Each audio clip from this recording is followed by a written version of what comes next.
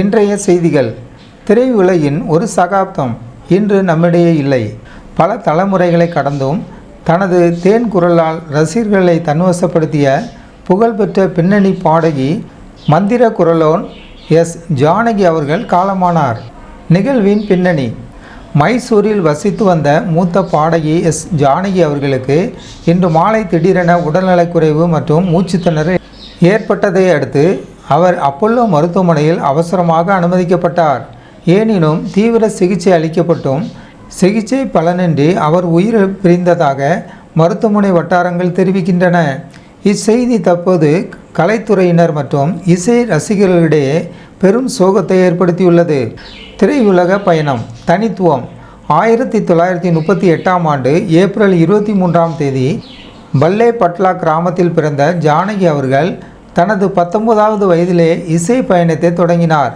1957ஆம் ஆண்டு வெளியான விதியின் விளையாட்டு திரைப்படத்தின் மூலம் தமிழ் சினிமாவில் அறிமுகமானார்.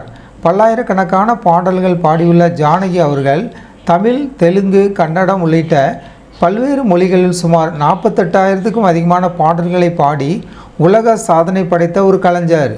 இசை மேதைகளுடன் பங்களிப்பு. எம்.எஸ். விஸ்வநாதன் தொடங்கி இளையராஜா போன்ற ஜாம்பவான்களின் இசையில் ஜானகி பாடிய பாடல்கள் அனைத்தும் இன்றும் காலத்தால் அழியாத பொக்கிஷங்களாக உள்ளன. அவரது குரலில் இருந்த அந்த நெகிழ்ச்சியும் உணர்ச்சியும் இன்றும் ரசிகர்களால் கொண்டாடப்பட்டு வருகிறது. அங்கீகாரங்களும் விருதுகளும். தனது இசை பணிக்காக 4 முறை சிறந்த பின்னணி பாடகிக்கான தேசிய விருதை அவர் பெற்றுள்ளார். மாநில அரசின் கலை மாமணி விருது உள்பட எண்ணற்ற கௌரவங்களை அவர் பெற்றுள்ளார். கலைத்துறையில் உச்சத்தில் இருந்தபோதே சில ஆண்டுகளுக்கு முன்பு பொது நிகழ்ச்சியில் பங்கேற்பதை தவிர்த்துவிட்டு அமைதியான வாழ்க்கையை வாழ்ந்து வந்தார். பாடகி எஸ். ஜானகி அவர்கள் நம்மிடையே இல்லை என்றாலும் அவர் பாடிய ஒவ்வொரு பாடலும், அவர் விட்டு சென்ற அந்த மந்திர குரலும் நம்முடன் என்றென்றும் ஒலித்து கொண்டே இருக்கும். இந்திய திரை இசையுலகத்திற்கு அவர் ஆற்றிய பணி ஈடு இணையற்றது. அவரது மறைவால் வாடும் குடும்பத்தினருக்கும் ரசிகர்களுக்கும் ஆழ்ந்த இரங்கலை தெரிவித்துக் கொள்கிறோம்.